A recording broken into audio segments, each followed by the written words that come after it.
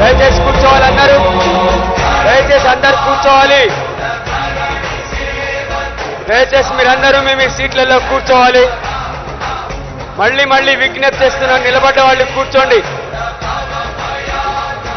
గౌరవ ముఖ్యమంత్రి గారు వేదికపైకి విచ్చేస్తారు. మీరు కూర్చొని కార్యక్రమాన్ని వీక్షించాల్సిందిగా కోరుతున్నాం. కూర్చోవాలి.